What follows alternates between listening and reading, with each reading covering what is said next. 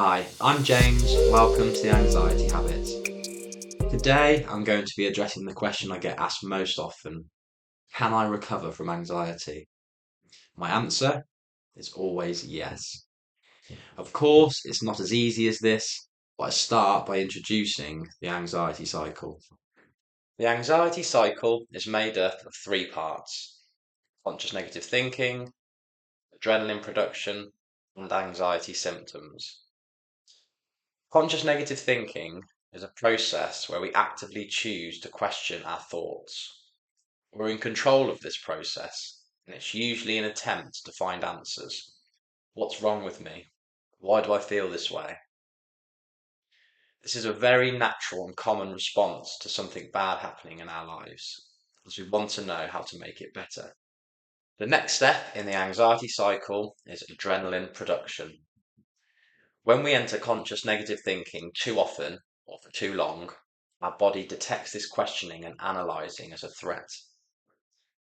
The response is for adrenaline to be released into our body to prime us to fight off a threat or run away from it.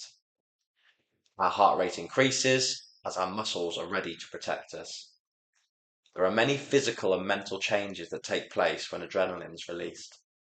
The final step in the anxiety cycle is our symptoms. Now, there's lots of adrenaline going around our body. This amplifies our symptoms and makes us feel worse. Our mind is racing. We might feel hot, sweaty, or a feeling of doom. We feel nauseous and detached from the world. The truth is, there are countless symptoms, and each individual experiences them differently. What happens next is key to whether we get stuck in the anxiety cycle or move on and recover from this process. Now that our anxiety symptoms are heightened due to adrenaline production, our habit is to start the questioning process all over again and complete the cycle by entering conscious negative thinking about our new symptoms. Why is my heart beating so fast? Is there something else wrong with me? We're now back at step one and are about to go around the cycle again and produce more and more adrenaline. This repetitive cycle is what causes long-term anxiety. So, big question is, well, how do I stop this cycle from repeating? The only step in the cycle that we have control over is step one, just negative thinking. Step two, adrenaline production, and step three, anxiety symptoms, follow as a result, but we don't control these.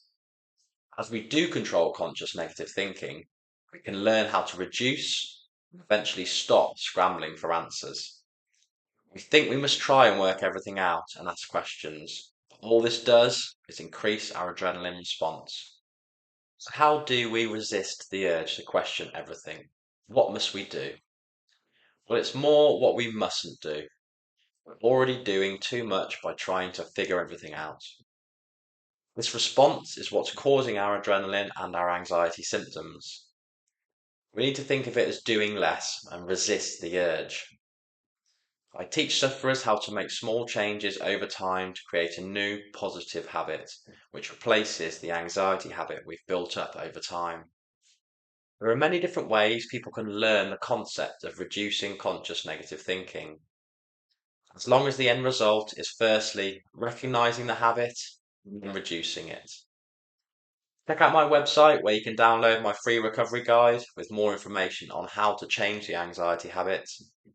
I've also written a book which tells my story on how I recovered and how I've helped many others recover since.